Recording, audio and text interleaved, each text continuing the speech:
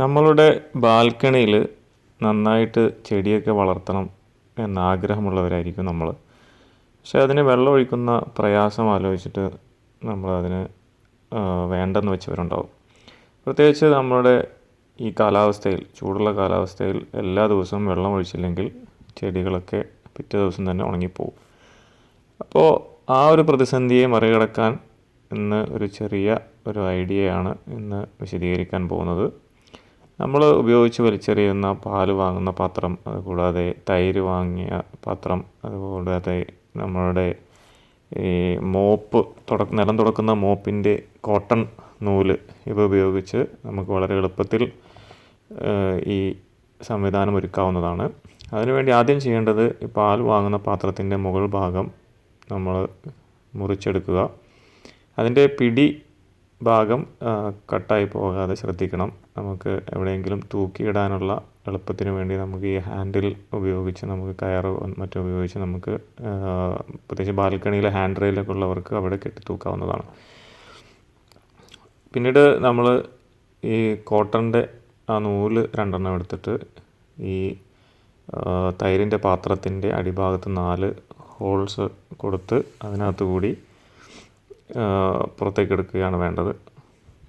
നമ്മൾ ഈ വീഡിയോയിൽ കാണുന്നത് പോലെ 2 നൂലുകളും ഓപ്പോസിറ്റ് സൈഡിലുള്ള ഹോൾ വഴി അകത്തേക്ക് വലിച്ചെടുത്തിട്ട് പുറത്തേക്ക് തന്നെ എടുക്കുക.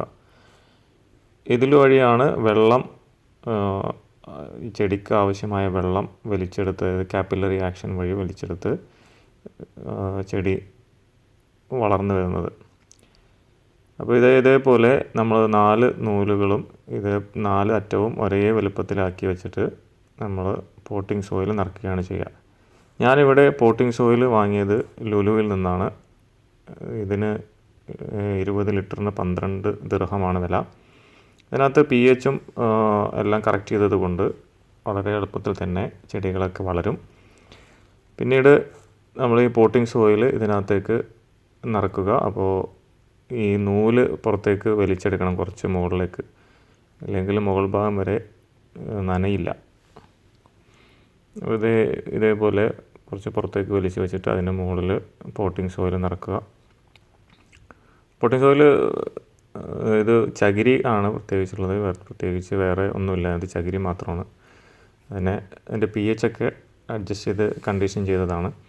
പിന്നെ കുറച്ച് വളം അവർ ചേർത്തിട്ടുണ്ട്. അപ്പോൾ അതുകൊണ്ട് തന്നെ വളരെ പെട്ടെന്ന് ചെടികൾ വളരും. പിന്നീട് നമ്മൾ ഈ പാത്രത്തിനകത്ത്, നമ്മുടെ പാൽപാത്രത്തിനകത്ത് വെള്ളം നിറച്ച് അതിനകത്തേക്ക് ഈ പോട്ടിംഗ് സോയിൽ നിറച്ച ഈ പാത്രം ഇറക്കി വെക്കുക.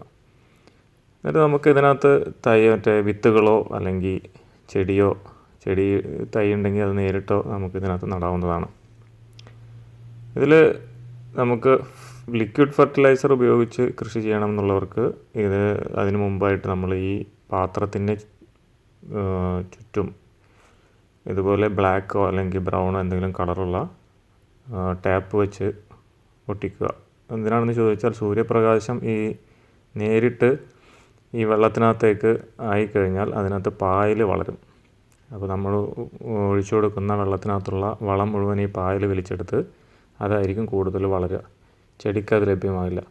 അതേസമയം നമ്മൾ ജൈവവളമാണ് ഉപയോഗിക്കുന്നതെങ്കിൽ ജൈവവളം വെള്ളത്തിനകത്ത് ഒഴിച്ചു കൊടുക്കണമെന്നില്ല, നേരിട്ട് ഈ പോട്ടിംഗ് മിക്സ്ചറിനകത്ത് മിക്സ് ചെയ്ത് ഉപയോഗിക്കാവുന്നതാണ്. അപ്പോൾ ഇതിൻ്റെ മുകൾ ഭാഗത്ത് ഒരു ചെറിയ ഹോൾ ഇട്ട് കൊടുത്താൽ നമുക്ക് അതുവഴി വാട്ടർ ലെവൽ നമുക്ക് കാണാനും പറ്റും. ആ വഴി നമുക്ക് ആവശ്യത്തിന് വെള്ളം ഒഴിച്ചു കൊടുക്കാൻ സാധിക്കും. ഇതിൻ്റെ പ്രത്യേകത എന്ന് പറഞ്ഞാൽ എല്ലാ ദിവസവും വെള്ളം ഒഴിച്ചു കൊടുക്കേണ്ടതില്ല. ഇതിനകത്ത് വെള്ളം വറ്റിപ്പോകുന്ന മുറക്ക് മാത്രം നമ്മൾ വെള്ളം ഒഴിച്ചു കൊടുത്താൽ മതി. ഇതൊരു ലിക്വിഡ് ഫെർട്ടിലൈസറാണ് ഞാനിവിടെ കാണിക്കുന്നത്. ഇത് 2 ടൈപ്പുണ്ട്.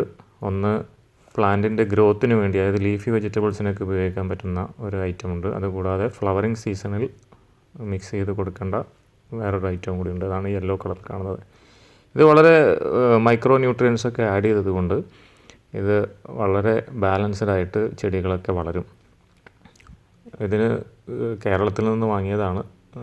അത് ഇരിങ്ങാലക്കുട ഉള്ള ഒരു കമ്പനിയാണ് ഇത് ഉണ്ടാക്കുന്നത്. അപ്പോൾ ഞാനിതിനകത്ത് ഫസ്റ്റ് ചെടിക്കകത്ത് ഒരു പുതിനയാണ് ഇപ്പോൾ നട്ടിട്ടുള്ളത്.